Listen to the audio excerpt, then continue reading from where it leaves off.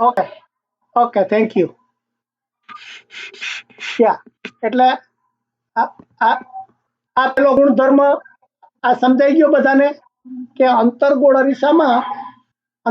અરીસામાં આ જે આપાત કિરણ છે એ આ મુખ્ય અક્ષને સમાંતર આવતું હોય તો એનું પરાવર્તન કિરણ આ મુખ્ય કેન્દ્રમાંથી પસાર થાય. સમજાઈ ગયું? ઓકે. હવે એ અંતર્ગોળ અરીસો, જો બહિર્ગોળ અરીસો હોય તો શું થાય? તો કે બહિર્ગોળ અરીસામાં જે આ આપાત કિરણ આવતું હોય એ આવી રીતે પાછું પરાવર્તન થાય, પણ એને તમે જો આ બહિર્ગોળ અરીસામાં કેન્દ્ર આ બાજુ નથી હોતું, એને અંદરની બાજુ હોય છે. એટલે તમે એને પાછળ આ ડોટેડ લાઈનથી લંબાવો અને જ્યાં બિંદુએ મળે એ એનું મુખ્ય કેન્દ્રમાં પસાર થતું હોવું જોઈએ. આ મુખ્ય કેન્દ્ર હોય એમાંથી આવતું હોય એવું લાગે. આ પરાવર્તન છે જો ફરીથી કે આમ તો ગુણધર્મો સરખો જ છે કે તમારે આપાત કિરણ આ આપાત કિરણ છે એ આ અક્ષને સમાંતર આવે છે, બરોબર? અને જ્યાં અરીસા ઉપર પડે ત્યાંથી આ પરાવર્તન પામે છે, બરોબર? આટલું સમજાણું? પછી પરાવર્તન પામ્યું એને તમે ઉલટી દિશામાં જો એને લંબાવો અને જ્યાં આપણો જે મુખ્ય અક્ષ હોય એને જ્યાં મળે એ આપણું મુખ્ય કેન્દ્ર જે છે એ મુખ્ય કેન્દ્રમાં મળે. એટલે આ જો આ બંનેમાં આમ તો સરખું જ થયું, પણ આમાં આ અંતર્ગોળ અરીસામાં મુખ્ય કેન્દ્ર છે એ અરીસાની સામે છે અને આ બહિર્ગોળ અરીસો છે એમાં મુખ્ય કેન્દ્ર અરીસાની પાછળ છે. સમજાઈ ગયું? આ બે વસ્તુ સમજાઈ ગઈ ને તમને? ઓકે.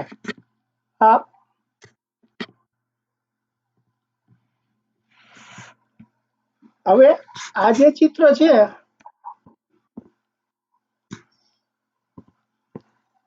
હવે આપણે આ ચિત્ર સમજીએ. જો આમાં શું છે, હવે આમાં આપાત કિરણ અંતર્ગોળ અરીસામાં ક્યાંથી આવે છે?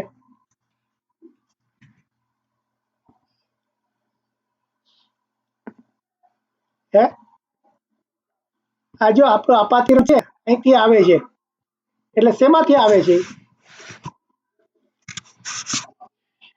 હા, એ મુખ્ય કેન્દ્રમાંથી પસાર થાય છે, બરોબર ને? તો પછી એનું પરાવર્તન કિરણ કેવી રીતે થવું જોઈએ? આપણે મુખ્ય અક્ષ હોય એને સમાંતર, બરોબર? આ સમાંતર એટલે આ બંને વચ્ચે અંતર સરખું હોય, બરોબર ને? એટલે આમાં આપણે એટલું શીખ્યા કે પેલા હતું એના કરતા ઉલટું. પેલામાં જો સમાંતર કિરણ આવતું હોય તો એનું પરાવર્તન મુખ્ય કેન્દ્રમાં આવે, એને બદલે જો આપાત કિરણ મુખ્ય કેન્દ્રમાંથી આવતું હોય તો એનું પરાવર્તન એ સમાંતર કિરણ થાય. આ અંતર્ગોળ અરીસાની. બહિર્ગોળ અરીસામાં શું થાય? બહિર્ગોળ અરીસામાં જો આપાત કિરણ આવતું હોય એ આપણે આ લંબાવીએ અને આ મુખ્ય કેન્દ્રમાં મળતું હોય એવું લાગે, એવો આભાસ થાય. શું થાય? આભાસ થાય. તો આ જે કિરણ છે એ પાછું કેવી રીતે પરાવર્તન પામશે? અને સમાંતર. આ સમજાણું? એટલે તમારે જો આ મુખ્ય કેન્દ્રમાં આવતું કિરણ અથવા તો એમાં જતું હોય એવું લાગતું એવું, તો એનું પરાવર્તન હંમેશા સમાંતર થશે, સમાંતર લીટી થશે. એટલે આ અરીસાનો આ ગુણધર્મ થયો. એટલે આપણે જો એના ઉપરથી હવે આવશે કે એના બધા જે પ્રતિબિંબ બધા થાય કેવા ઊંધા થાય કે ચતા થાય કે મોટા થાય કે નાના થાય, એ બધું પછી આના ઉપરથી આનો ઉપયોગ આપણે કરવાનો આવશે. એટલે પણ આટલી વસ્તુ સમજાઈ ગઈ કે જે કિરણ જો કેન્દ્રમાંથી આવતું હોય તો એનું પરાવર્તન સમાંતર લીટીમાં થાય. હવે આ આપણે મુખ્ય કેન્દ્ર છે એના બદલે આ જો આ બીજું આપણે શીખ્યા આ સી શું છે?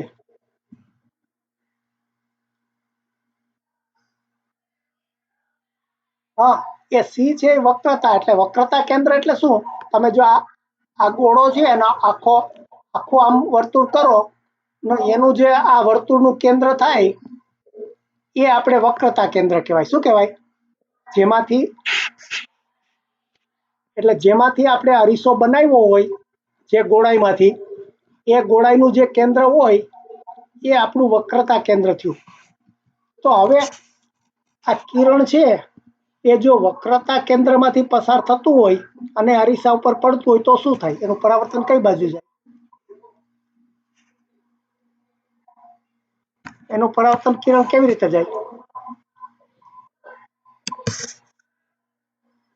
હે, જો એને દિશામાં પાછું જાય શું થાય? હા, પાછું પાછું કેન્દ્રમાંથી થઈને જતું એવું લાગે. એટલે એનું કોઈ બીજી લીટી ના થાય, એને લીટી ઉપર જાય. એટલે આપણે જે ગોળાઈમાં શીખાતા કે ધારો કે આ વર્તુળ હોય, વર્તુળમાં તમે આવી રીતે આ વ્યાસ દોરો તો વ્યાસનું જે બિંદુ હોય એના ઉપર તમે જે આ રેખા દોરો એ હંમેશા કાટખૂણે થાય. આવું ગણિતમાં શીખાતા કે નહીં? એટલે આ જે વક્રતા કેન્દ્ર છે ને આપણે એ આખી ગોળાઈનું કેન્દ્ર છે. એટલા માટે આ એની ત્રિજ્યા થઈ. એટલે આ ત્રિજ્યા જ્યાં મળે એ હંમેશા આ કાટખૂણે મળે. એટલા માટે આ જે લંબ છે તો એનો 0 આપાત કોણ કેટલો થયો? 0 થયો. તો આ પરાવર્તક કોણ કેટલો થાય? 0 થાય. એટલા માટે એને પાછું જાય છે. આ સમજાઈ ગયું શું કામ પાછું જાય છે?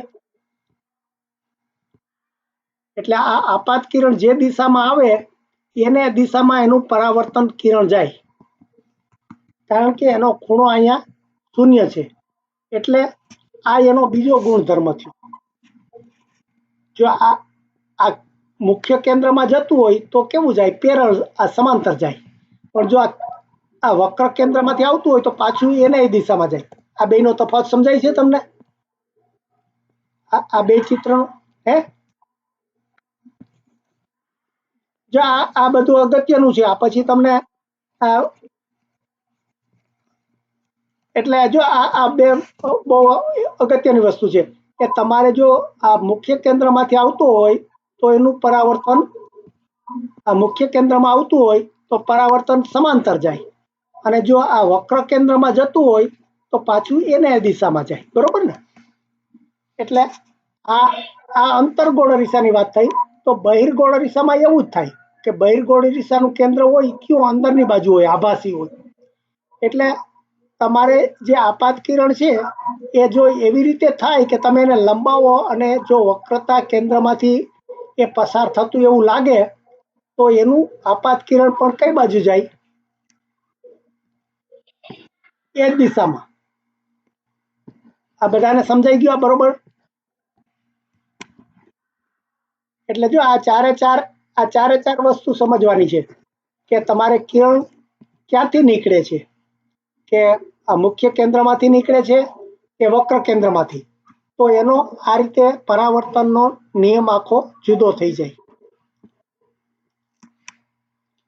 હવે ધારો કે એ પેલા કેન્દ્રમાંથી ના આવતું હોય અને સમાંતરે ના આવતું હોય અને કોઈ બીજે ખૂણે પડતું હોય તો શું થાય? આ જો આ જે અરીસો છે, આ અરીસામાં આ એક ગમે તે ખૂણે પડે છે કિરણ, તો શું થાય?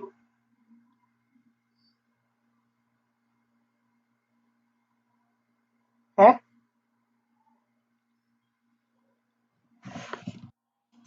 તો એને જેટલો આપણે મુખ્ય આ અક્ષ ઉપર મુખ્ય અક્ષની સાથે જે ખૂણો બનાવ્યો હોય આપાત કિરણ જેટલો ખૂણો બનાવ્યો હોય એટલો ખૂણો બનાવીને જ આ પરાવર્તન કિરણ આ પાછું ફરે. સમજાણું? આ આપણે પેલા શીખાતા જે અરીસામાં શીખાતા એ આવા અંતર્ગોળ અરીસામાં પણ લાગુ પડે છે. આ સમજાણું કે આ આપાત કિરણ, આ જે તમારા અંતર્ગોળ અરીસામાં જ્યાં આપણે ધ્રુવ છે, આ એને જો અહીંયા આ ધ્રુવને મળે તો ધ્રુવ અહીંયા જે ખૂણો બનાવ્યો આપાત કિરણે એટલો જ ખૂણો બનાવી અને આ પરાવર્તન કિરણ પાછું ફરે, એટલે આ જેટલો ખૂણો હોય એટલો જ ખૂણો અહીંયા થાય. એવી જ રીતે આ બહિર્ગોળ અરીસો હોય તો બહિર્ગોળ અરીસામાં આપણો જે શું કહેવાય એને પી બિંદુ છે એને આ જેટલો ખૂણો બનાવે આ અક્ષની સાથે એટલા જ ખૂણો સાથે આ પાછું ફરે, એટલે આ બે ખૂણા સરખા થાય. એટલે આ જો 3 નિયમો હવે સમજાઈ ગયા તમને. આપણે આ 3 વસ્તુ શીખ્યા. એક સમાંતર આવતું હોય તો શું થાય, પછી આ મુખ્ય કેન્દ્રમાંથી જતું હોય તો શું થાય, અને વક્ર કેન્દ્રમાંથી જતું હોય તો શું થાય, અને કોઈ ખૂણો બનાવીને આવતું હોય તો શું થાય. આ બધા જ જુદા જુદા એના પરાવર્તનના આ જે નિયમો છે એ આમાં બધા આવી ગયા. એટલે તમે ફરીથી કાલે જોઈ જજો. હવે એ બધા પછી વસ્તુ ક્યાં રાખી એ હવે કાલે આપણે સમજાવશું કે તમે આ વસ્તુ ક્યાં રાખો તો એનું પ્રતિબિંબ એવું બને. આ ત્રણેય આપણે વક્ર કેન્દ્ર કે મુખ્ય કેન્દ્ર કે ક્યાં વસ્તુ પડી છે એના ઉપરથી એનું જે પ્રતિબિંબ છે કેવું ઊંધું પડે કે ચત્તું પડે કે નાનું થાય કે મોટું થાય કે ઉલટું થાય કે આભાસી થાય કે એ બધું જ વસ્તુ કાલે સમજવાની આવશે. એટલે જો આપણે આજે તમને જે આ નિયમો સમજાવ્યા એ સમજાઈ ગયા હશે તો જ એ સમજાશે. એટલે ફરીથી આ કાલે જોઈ જજો, બરોબર ને. એટલે કાલે પછી આપણે આગળ ચલાવશું.